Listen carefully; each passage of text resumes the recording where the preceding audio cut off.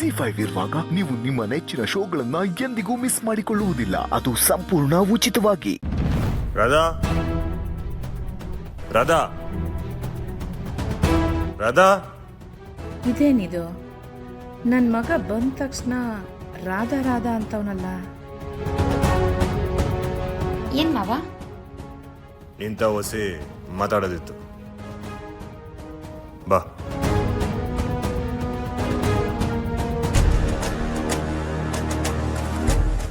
ಇವನು ಮಾತಾಡಬೇಕು ಅಂತ ಕರ್ಕೊಂಡ್ವದ್ನಲ್ಲ, ಇವನಿರ್ಬೋದು.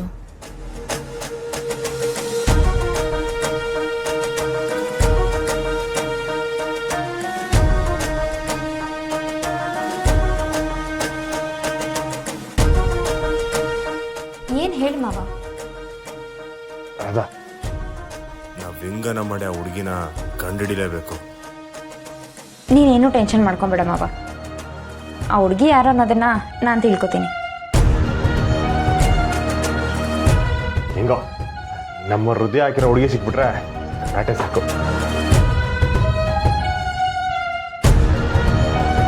ಮಾವ, ಒಂದು ವೇಳೆ ಆ ಹುಡುಗಿ ಸಿಗ್ಲಿಲ್ಲ ಅಂದ್ರೆ?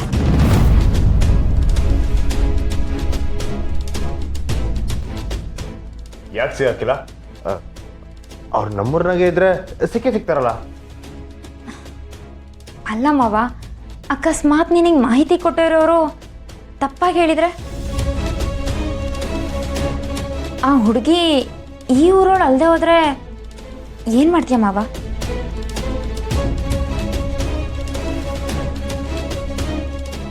ಇಲ್ಲ ರಾಧಾ, ನಮ್ಮ ಹುಡುಗ ಹಂಗೆ ಸುಳ್ಳು ಹೇಳಕ್ಕಿಲ್ಲ. ನಾನೇ ಅಂತವ ಒಂದಕ್ಕೆ ಎರಡಕ್ಕಿಂತ ಕೇಳಿ ಪಕ್ಕ ಮಾಡ್ಕೊಂಡಿವ್ನಿ. ಆ ಹುಡುಗಿ ದಯಪುರದಾಗೆ ಅವಳೆ.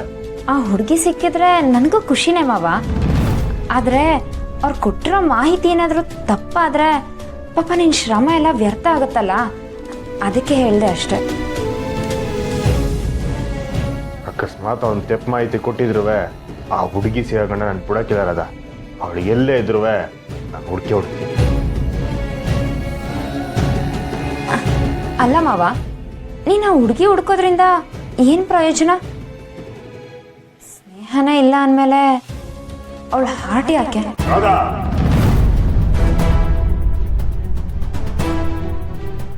ನೋಡು, ನನಗೆ ನಮ್ಮ ಹೃದಯ ಸಾನೆ ಮುಖ್ಯ.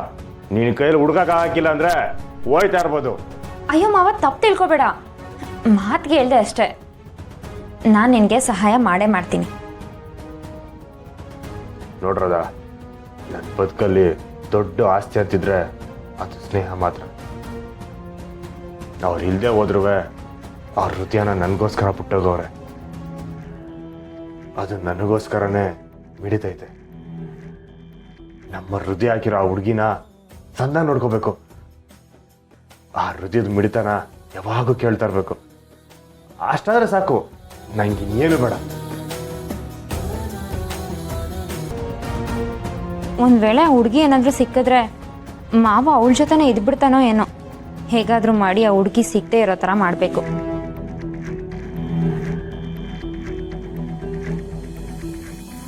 ಸರಿ ಮಾವ, ನೀನು ರೆಸ್ಟ್ ಮಾಡು.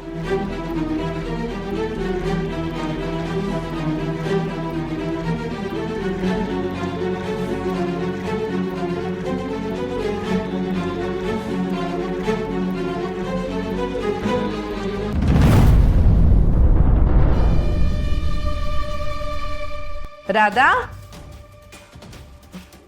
ನಿಂತವ ವಸಿ ಮಾತಾಡ್ಬೇಕು. ಬಾಬಾ,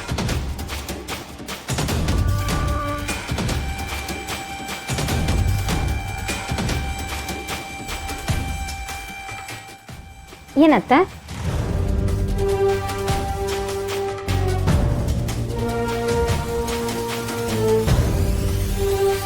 ಏನತ್ತ? ಏನೋ ಮಾತಾಡಬೇಕು ಅಂತ ಕರೆದ್ರಿ, ಅದೇನು ಹೇಳಿ? ಅದು ಏನು ಕೇಳಬೇಕು ಅಂತ ನನಗೆ ಗೊತ್ತಾಗ್ತಿಲ್ಲ ಬಾ. ಆದರೂ ಧೈರ್ಯ ಮಾಡಿ ಕೇಳೇ ಬಿಡ್ತೀನಿ. ನನ್ನ ಮಗ ಇತ್ತೀಚೆಗೆ ಶಾನೆ ಬದಲಾಯ್ತಾವನೆ. ಅವನು ನಿನ್ಗೆ ಹತ್ರ ಆಯ್ತಾವನೆ ಅಂತ ಅನ್ನಿಸ್ತೈತೆ ರಾಧಾ. ಅತ್ತೆ ಮಾವನೇ ಮಾತಾಡಬೇಕು ಬಾ ಅಂದಿದ್ದಕ್ಕೆ ರೂಮ್ಗೆ ಹೋದೆ ಅಷ್ಟೇ.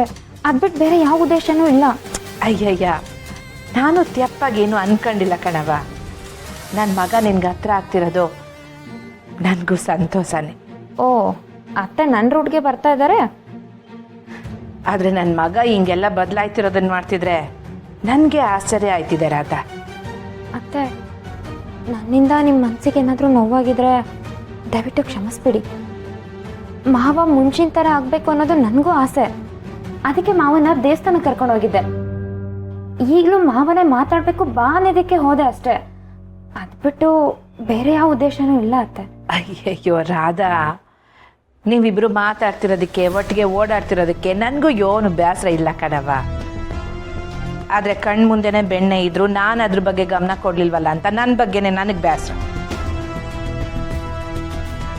ಅತ್ತೆ ಏನು ಹೇಳ್ತಾ ಇದ್ದೀರಾ? ನಂಗೇನೂ ಅರ್ಥ ಆಗ್ತಿಲ್ಲ. ಅದೇ ಹೇಳಕ್ಕೆ ಬಂದೆ ರಾಧಾ. ನೀನು ಏನು ಅನ್ಕೊಳ್ಳಿಲ್ಲ ಅಂದರೆ ನಾನು ನಿಂತವ ಒಂದು ವಿಷಯ ಕೇಳೋಣ ಅಂತೀವಿ. ಅತ್ತೆ, ನೀವು ಸಾಕು ಬೆಳೆಸಿರೋ ಹುಡುಗಿ ನಾನು. ಅದೇನೇ ಇದ್ರೂ ನೇರವಾಗಿ ಕೇಳಿ. ರಾಧವ, ಕಂಟಿ ಬಗ್ಗೆ ನಿಂಗೆಲ್ಲ ವಿಷಯನೂ ಗೊತ್ತೈತೆ. ಹಂಗೆ ಅವನಿಗೆ 2ನೇ ಲಗ್ನ ಮಾಡೋ ಬಗ್ಗೆ ನನಗಿರೋ ಆಸೆ ಬಗ್ಗೆನೂ ಗೊತ್ತೈತೆ. ನಿನ್ನ ಈ ಮನೆಗೆ ನಾನು ಕರೆಸ್ಕೊಂಡಾಗ ನಿನ್ನೆ ಈ ಮನೆ ಸೊಸೆ ಮಾಡ್ತೀನಿ ಅಂತ ನಾನು ಹಿಂಗೆ ಮಾತು ಕೊಟ್ಟಿದ್ದೆ. ಆದರೆ ಆಗ ಅದನ್ನು ನೆರವೇರ್ಸೋಕ್ಕಾಗಲಿಲ್ಲ. ಆ ಮಾತನ್ನ ಈಗ ಈಡೇರಿಸ್ಬೋದ ರಾಧಾ? ಅತ್ತೆ ಏನು ಹೇಳ್ತಾ ಇದ್ದೀರಾ? ನಿನ್ಗೇನು ಅಭ್ಯಂತರ ಇಲ್ಲ ಅನ್ನಂಗಿದ್ರೆ ನಮ್ಮ ಕಂಟಿನ ನೀನೇ ಲಗ್ನ ಆಯ್ತೀಯ ರಾಧಾ?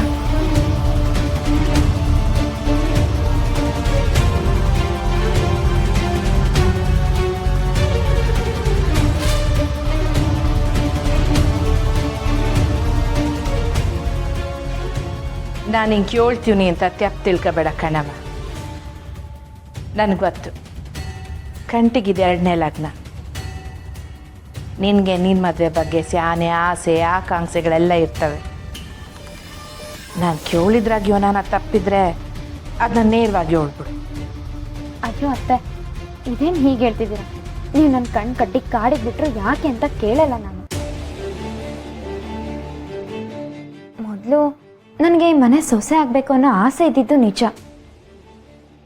ಕಂಟಿ ಮಾವ ಸ್ನೇಹನ್ ಮದುವೆ ಆದಾಗ ಸ್ನೇಹನ್ ಮೇಲೆ ಕೋಪ ಬಂದಿದ್ದು ನಿಜ. ಆದಮೇಲೆ ಅವರಿಬ್ಬರು ಪ್ರೀತಿ ನೋಡಿ ನನ್ನ ಆಸೆ ಎಲ್ಲ ಕರ್ಗೋಯ್ತು ಅತ್ತೆ.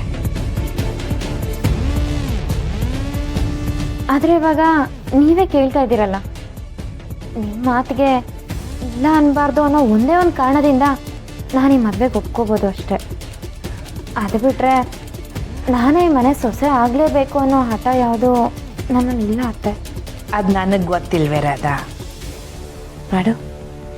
ZEE5 ಆಪ್ ಡೌನ್ಲೋಡ್ ಮಾಡಿ ಎಲ್ಲಾ ಸಂಚಿಕೆಗಳನ್ನು ಸಂಪೂರ್ಣ ಉಚಿತವಾಗಿ ನೋಡಿ.